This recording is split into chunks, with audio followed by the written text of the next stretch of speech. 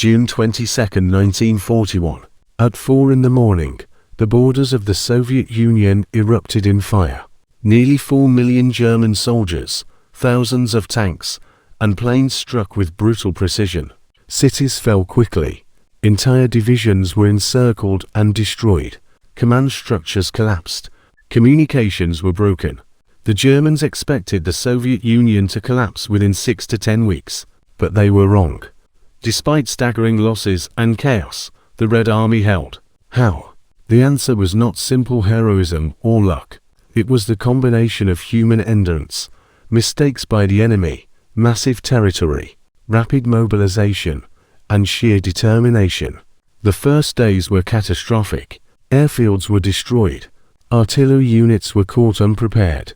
Commanders were shocked and hesitant. Roads were clogged with retreating troops and refugees. German forces advanced 30 to 70 kilometers per day. Yet, even amid this chaos, the Soviet response began. Some commanders took initiative where others hesitated.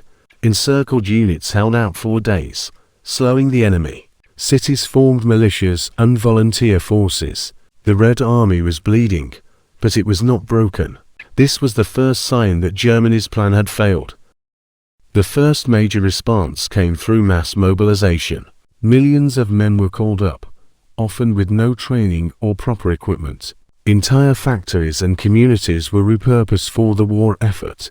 Even as the front lines collapsed, new divisions were being formed in the rear. Soldiers who had never held a weapon were sent to the front with courage and determination. Cities far from the front were transformed into hubs of production. Factories were dismantled, loaded onto trains, and shipped east beyond the Ural Mountains. Within weeks, production of tanks, planes, and artillery resumed. Meanwhile, soldiers on the front learned to improvise. They dug trenches, repaired vehicles with whatever materials they could find, and held defensive positions under constant bombardment. The vast territory of the Soviet Union also played a crucial role. As the Germans advanced, supply lines stretched thin. Troops were forced to cover immense distances, often running out of fuel, ammunition, and food. Despite the seemingly unstoppable German advance, the Red Army adapted. Encircled units fought back, delaying enemy movements.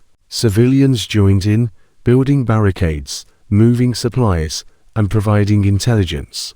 The first brutal months were a test of endurance. The Soviets had lost much, but they refused to give in.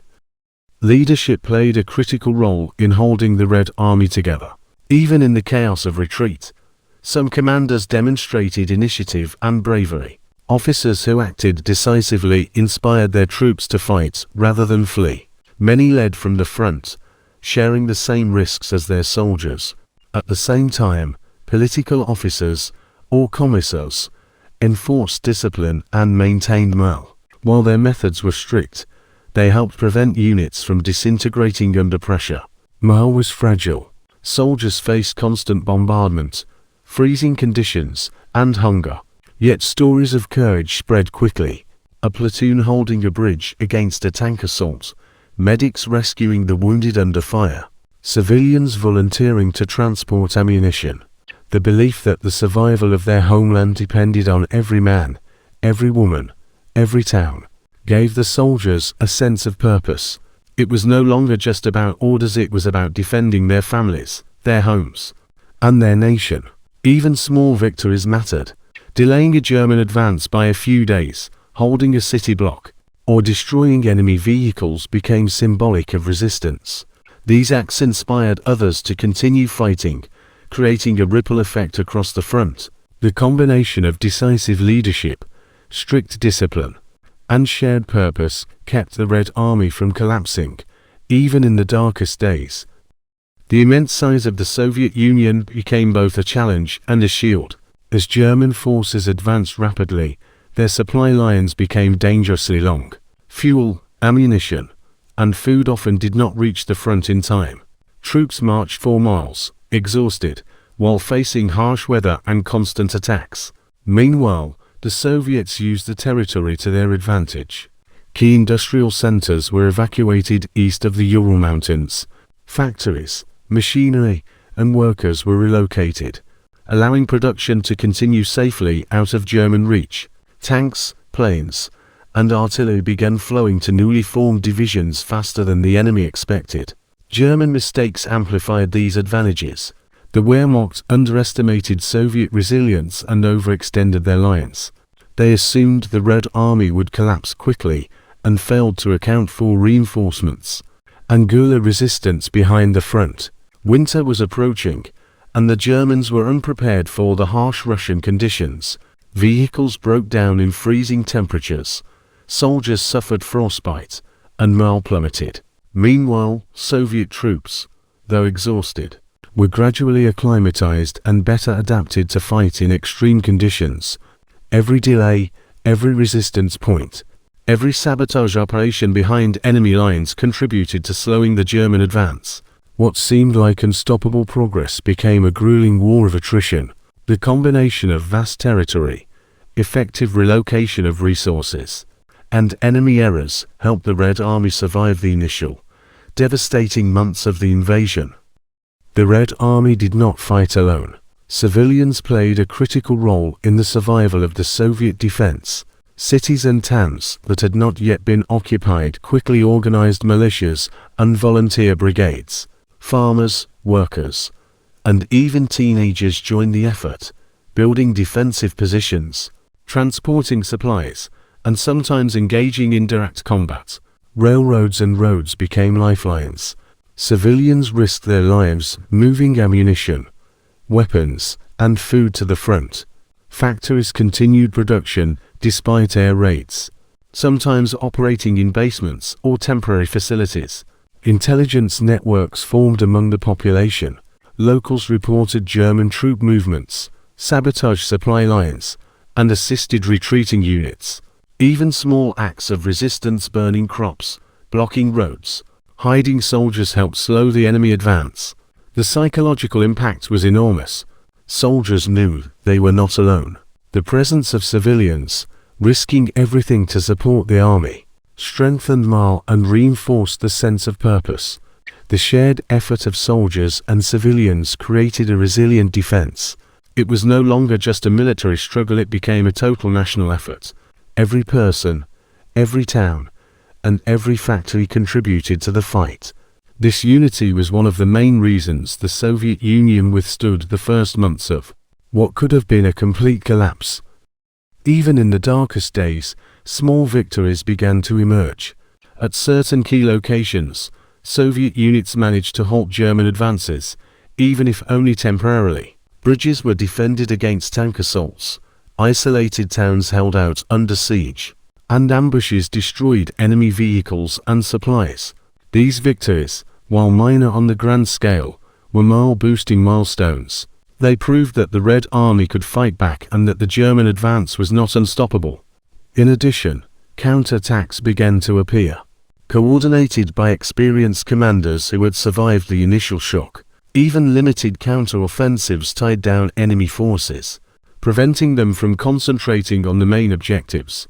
Winter was approaching, and German forces were ill-prepared for harsh Russian conditions. Vehicles malfunctioned, soldiers suffered frostbite, and supply lines faltered. Soviet troops, although exhausted, were better adapted to the cold, and they used the environment to their advantage. These factors combined to create the first turning points of resistance. The seemingly invincible German war machine had begun to encounter obstacles it had not anticipated, and the Red Army slowly stabilized the front. Beyond physical resources and manpower, psychological resilience played a decisive role. Soviet soldiers faced impossible odds. Entire divisions were wiped out, officers killed, and communications severed. Yet, they continued to fight because they understood that surrender was not an option. Retreat was dangerous, but to stand and resist was a duty to their families, their communities, and their country. Propaganda and ideology reinforced this resolve. Soldiers were reminded that they were defending their homeland against invaders. Tales of heroism circulated quickly, platoons that held their ground, medics who rescued the wounded under fire, civilians who blocked enemy advances. Meanwhile, German soldiers often underestimated the determination of the Red Army.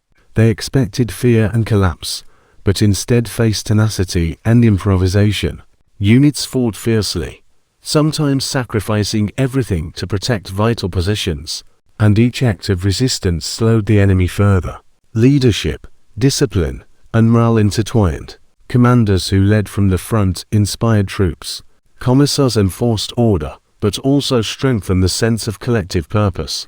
Soldiers were not only following orders, they were fighting for survival, and the survival of the nation. This combination of strategic, logistical, and psychological factors allowed the Red Army to endure the initial, devastating months of the German invasion. The first months of the German invasion revealed critical lessons that shaped the Soviet war effort. For the rest of the conflict, flexibility in command. Initial rigid orders had caused unnecessary losses. Commanders learned to adapt, make decisions on the spot, and delegate authority to subordinate leaders. This flexibility allowed units to survive encirclement and mount local counterattacks. The importance of logistics. Supply failures had been devastating, but relocating factories and organizing rail transport showed the critical value of sustained supply chains. Lessons learned during these months would later enable large-scale offensives. Coordination between soldiers and civilians. The synergy of frontline troops and home front civilians became a model for total defense. Intelligence, transport of resources, and local militias all contributed to slowing the German advance. Morale as a force multiplier. Even ill-equipped units performed remarkably when inspired by leadership, ideology, and patriotism. Small victories became symbolic and fueled determination across the front. Exploiting enemy mistakes. German underestimation of Soviet resilience, overextension of supply lines, and lack of winter preparation proved fatal. The Soviets learned to exploit these errors immediately. These lessons allowed the Red Army to transform a desperate defense into the foundation for future counter-offensives. The initial months were not just survival, they were preparation for eventual victory. By late 1941, the front began to stabilize. The initial shock of the invasion had passed, and the Red Army was no longer simply reacting, it was learning, adapting, and preparing for larger operations. The defense of Moscow became the first major turning point. Soviet forces, reinforced by fresh recruits and relocated factories, managed to hold the city against relentless German attacks. Every street, every building, every defensive line mattered. Even small delays caused by determined resistance allowed reserves to arrive and strengthen key positions. The Germans, expecting a rapid victory, faced unexpected exhaustion. Their supply lines were stretched, winter was setting in, and morale was declining. Units that had advanced hundreds of kilometers now faced bitter resistance from troops and civilians alike. Local commanders, having survived the initial chaos, now coordinated defenses more effectively, combining artillery, infantry, and improvised armored units. Civilians continued to support with supplies, intelligence, and even direct action.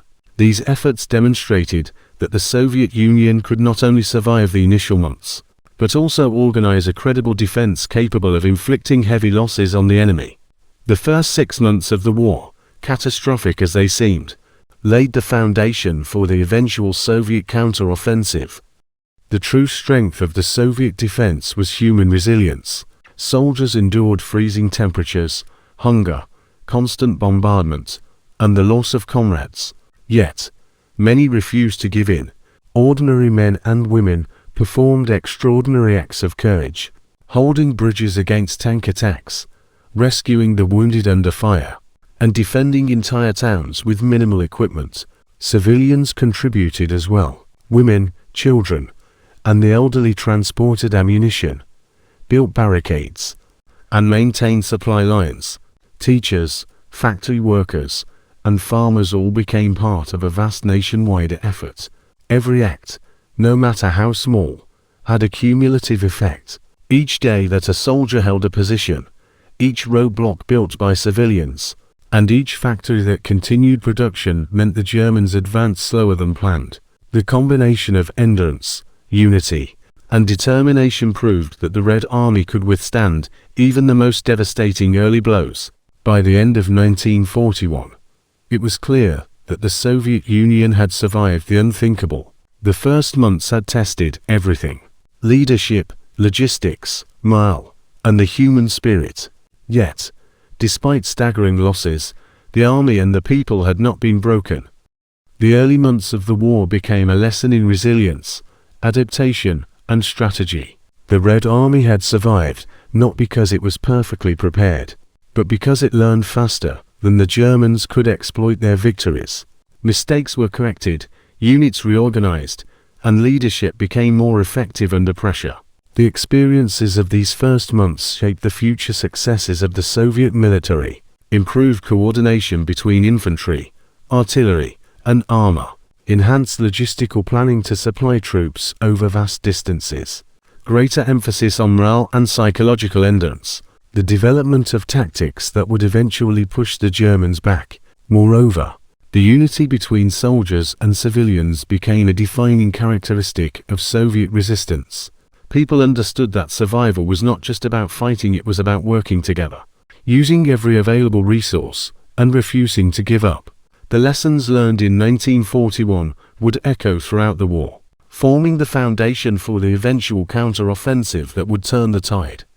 The first months of the German invasion revealed the strength, adaptability, and determination of the Soviet Union.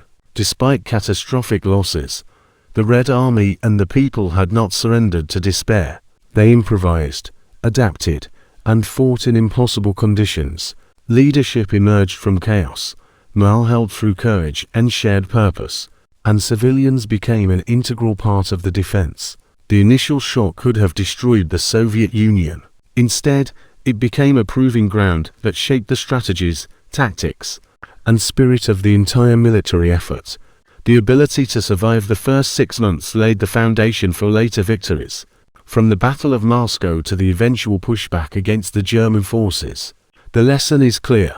Resilience is not just about strength, but about adaptation, unity, and the willingness to endure the unimaginable. The survival of the Soviet Army in 1941 was a combination of leadership, geography, human courage, and a collective refusal to accept defeat.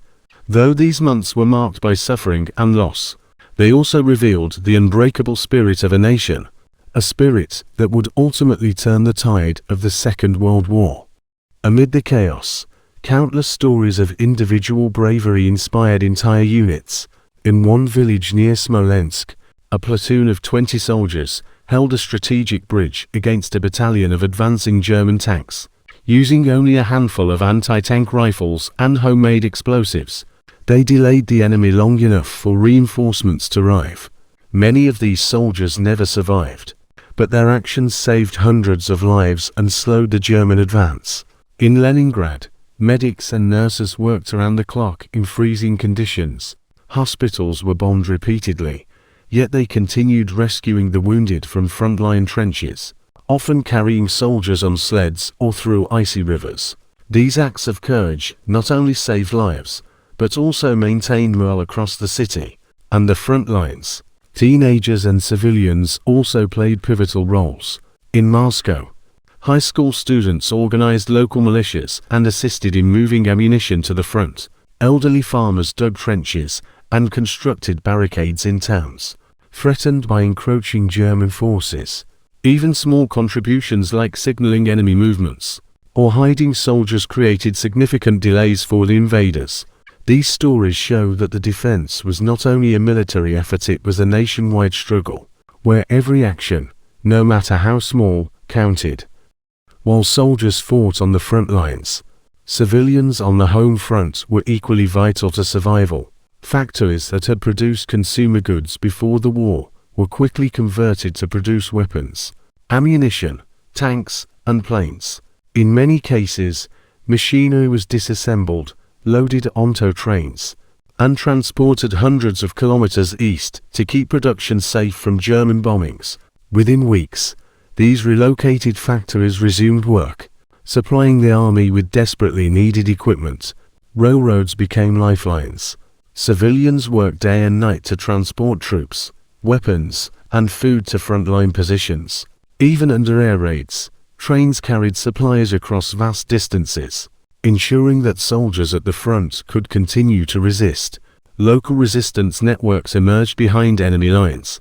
Civilians reported troop movements, sabotaged supply lines, and even attacked isolated German units. These actions, though small individually, created significant disruptions in the German advance. Education and propaganda also played a role. Newspapers, radio broadcasts, and local meetings reminded people that every contribution mattered, fostering a sense of shared responsibility. The combination of industrial adaptation, logistical support, and grassroots resistance ensured that the Red Army could continue fighting. Despite the initial devastation, the nation itself became a weapon, and its people became an integral part of the defense. Winter arrived, bringing extreme cold and snow that transformed the battlefield. German troops, advancing rapidly through summer, were unprepared for the harsh Russian winter. Vehicles froze, artillery jammed, and soldiers suffered frostbite and exhaustion. Supply lines were overextended, leaving many units without food, ammunition, or medical support. Soviet soldiers, though exhausted, were more accustomed to the cold. They wore improvised winter clothing, adapted tactics for snow-covered terrain, and used the environment to their advantage. Forests, rivers, and frozen landscapes became natural defenses, allowing smaller units to hold off larger enemy formations. The winter also highlighted the importance of logistics and preparation. Units that were well supplied could resist attacks and even mount counter-offensives. Local populations provided shelter, food, and intelligence, helping the Red Army endure the cold months. The Germans, overconfident from their initial successes, were shocked by the resilience of Soviet forces under these extreme conditions. Frostbite, exhaustion, and low morale caused significant casualties, slowing their advance and buying precious time for reinforcements to arrive. Winter became a silent ally for the Soviets. It was not the end of the war, but it leveled the playing field, demonstrating that the Red Army could survive even under the harshest conditions.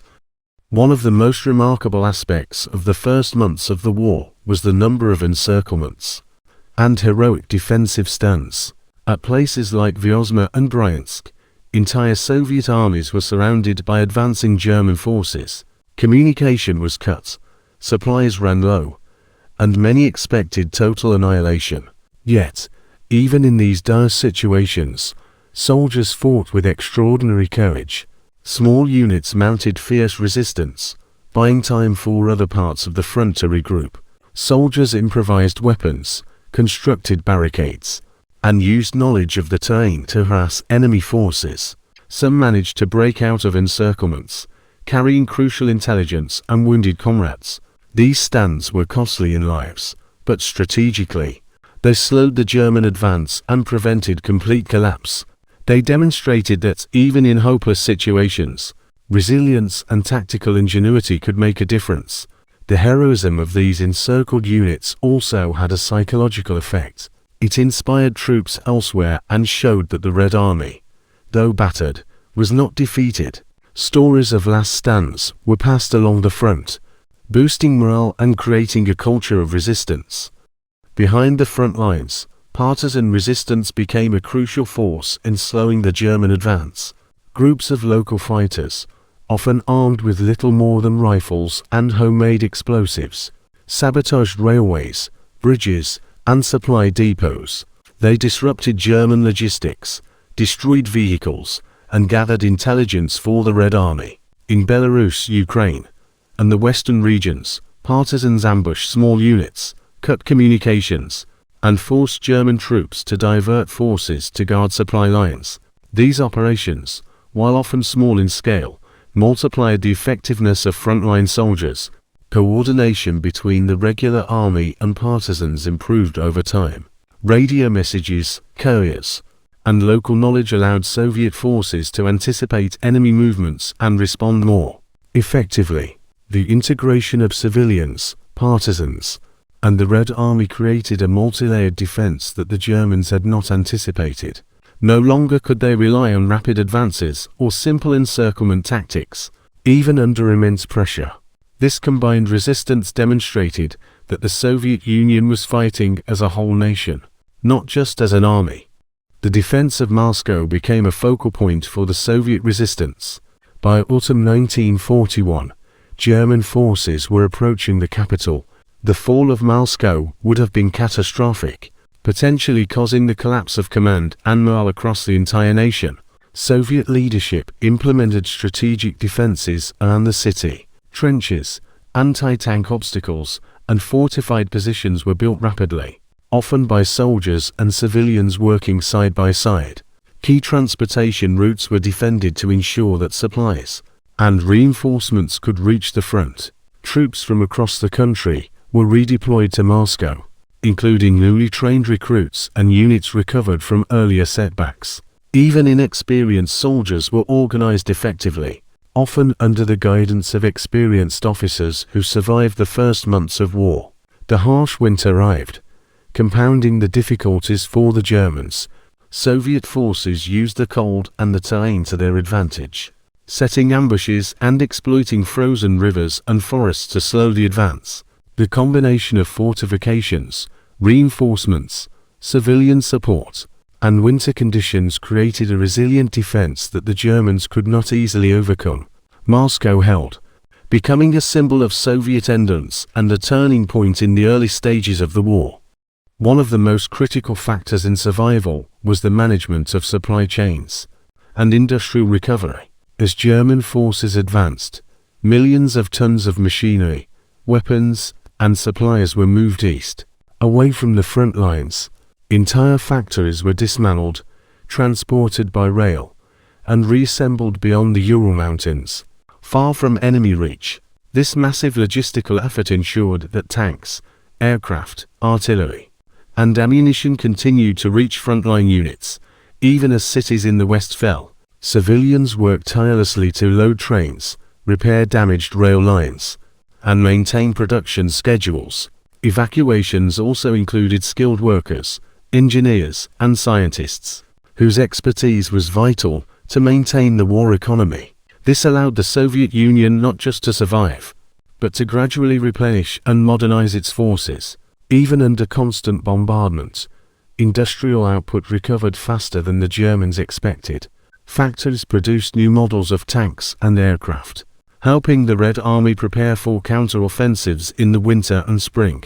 The combination of logistics, industrial adaptation, and civilian effort transformed the Soviet Union from a state on the brink of collapse into a resilient war machine capable of sustaining prolonged resistance. By the end of 1941, the cumulative effect of resistance became clear. Every delay, every stand, every act of courage by soldiers or civilians added up. The Germans had expected to collapse the Soviet Union in a matter of weeks, but instead they faced a nation that adapted faster than they could anticipate. The lessons learned in these first months shaped the Red Army for the rest of the war. Commanders learned to adapt quickly under pressure, making local decisions when communication failed. Soldiers discovered the power of initiative, improvisation, and resilience. Civilians proved that a nation could fight as a whole, using industry, intelligence, and sabotage to support the front. Harsh weather and vast terrain became strategic allies, exploited effectively by those who knew them. Enemy overconfidence and logistical errors were systematically punished, slowing their advance and buying time. These months were not just a period of survival, they were a crucible that forged the Soviet army and nation into a force capable of ultimate victory. The first months of the German invasion were the darkest and most desperate period in Soviet history. Millions of lives were lost, cities fell, and entire armies were encircled. Yet, despite staggering losses and overwhelming pressure, the Soviet Union did not collapse. The reasons were complex.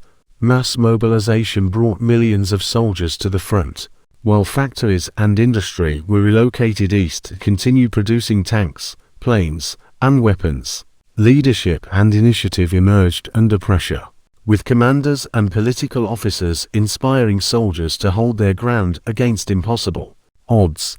Civilian support played a critical role, from transporting supplies and building defenses to sabotage and intelligence operations behind enemy lines. Geography and harsh weather slowed the German advance, turning rivers, forests, and freezing temperatures into strategic advantages.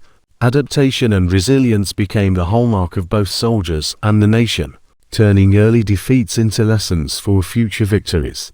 Small victories, heroic stands, and coordinated resistance forced the Germans to slow their advance. The defense of Moscow and other key positions demonstrated that the Soviet Union could endure and organize an effective response. By the end of 1941, it was clear that the first months had forged a resilient army and a determined nation. The experience, sacrifice, and unity of those early months laid the foundation for counteroffensives that would eventually push the German forces back and turn the tide of the war. In the darkest hours, when defeat seemed inevitable, the Soviet army and its people survived, adapted, and endured. Their resistance was not only a military achievement, it was a testament to the human spirit, the power of collective effort, and the unyielding will to defend one's homeland. The early months of 1941 remind us that, even in the face of overwhelming adversity, courage, determination, and unity can change the course of history. The story of survival became the story of eventual victory.